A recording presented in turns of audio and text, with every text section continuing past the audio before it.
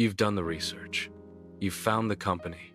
You're ready to invest your hard-earned capital. You open your brokerage app, you type in the ticker symbol, and you're faced with a choice that stops 90% of new investors in their tracks. Market, limit, stop loss. These aren't just buttons. They are strategic commands. They are the language you use to speak to the market. And using the wrong one is like shouting buy when you meant to whisper sell. Welcome back to Alpha Index, the channel where we decode the hidden wisdom of the financial world to give you an edge. Today, we're pulling back the curtain on order types. Mastering these is the fundamental difference between gambling your money and strategically investing it. This isn't just theory.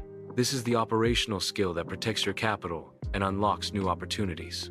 Let's start with the two most fundamental commands: how you enter the battlefield. First, you have the market order. Think of this as walking into a store and saying, "I'll take it, whatever the price tag says." You are telling the market, "I want to own this stock right now, at the best available price." The advantage? Speed and certainty of execution. Your order will almost certainly be filled instantly. But here's the hidden risk: slippage.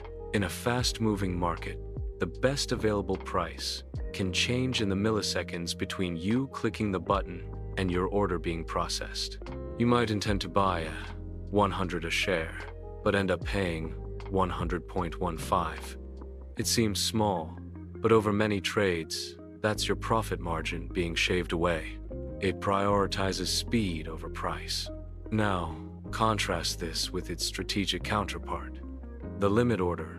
A limit order is like walking into that same store and saying, "I'll take it, but I will not pay a penny over 99. You set your maximum purchase price or your minimum selling price. You prioritize price over speed. Your order will only execute if the market meets you at your specified price or gives you an even better one. The principle here is control. A limit order is your declaration of value. You're stating what a stock is worth to you. The trade-off? Your order might never get filled. If the stock you want to buy at 99 never drops from its current 100, you're left on the sidelines. So you've placed your limit order. How long should that command stay active? This brings us to the element of time. The most common is the day order. It's exactly what it sounds like. Your order is active for one trading day. If it's not filled by the time the closing bell rings, the order vanishes. It's a fresh start tomorrow.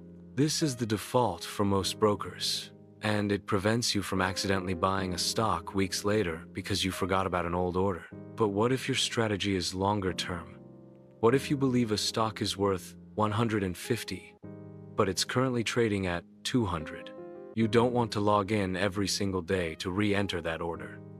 For this, you use a good till canceled order, or GTC. This order remains active day after day, week after week, until you either manually cancel it or it gets filled. This is the tool of a patient investor who has a firm price target and is willing to wait for the market to come to them. It's your standing instruction, working for you in the background. Now, let's move from the mechanics of buying to the principles of risk management and advanced speculation. This is where the real wisdom lies. The single most important order for preserving your capital is the stop-loss order.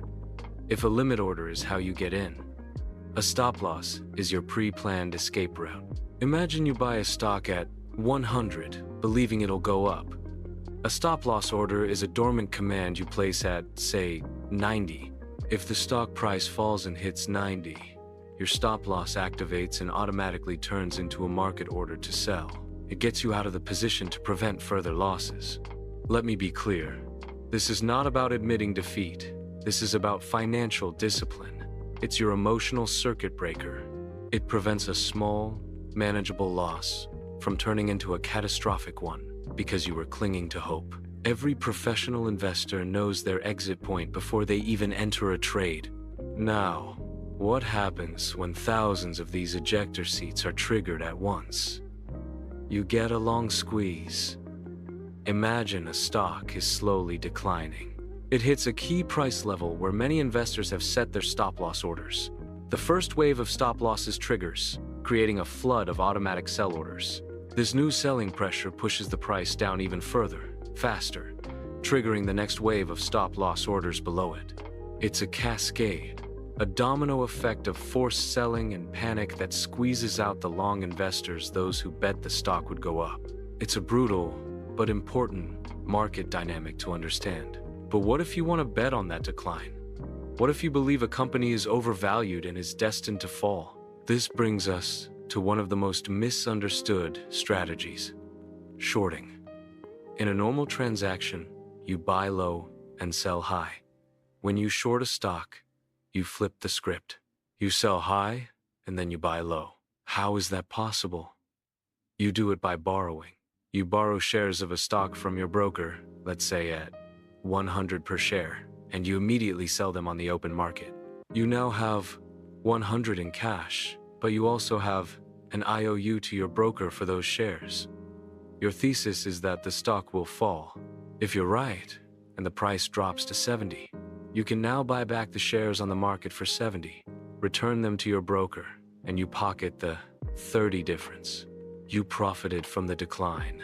But this strategy carries a terrifying, unique risk. When you buy a stock, the most you can lose is your initial investment. The stock can only go to zero, but when you short a stock, there is no theoretical limit to how high its price can go. And since you must eventually buy back the shares to return them, your potential loss is infinite. And that infinite risk has a name: the short squeeze. This is the short seller's ultimate nightmare.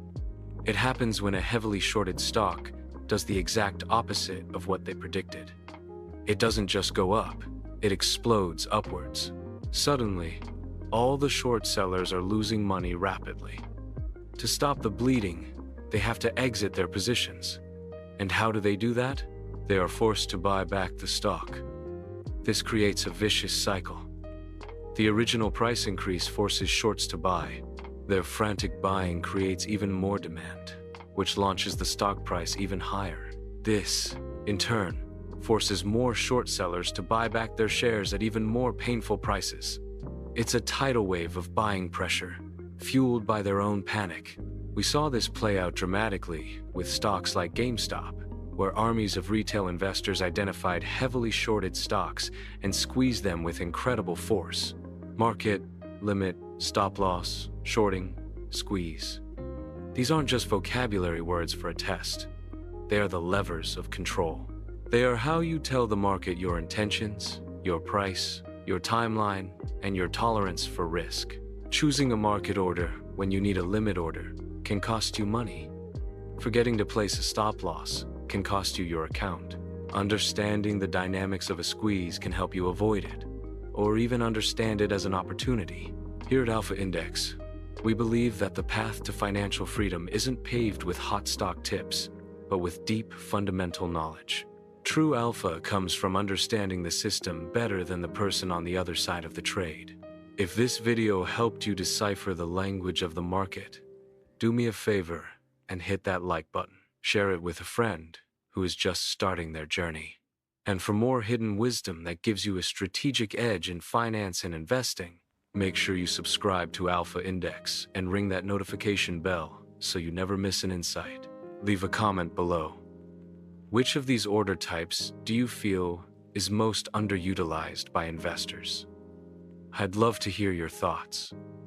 Until next time, invest with intelligence.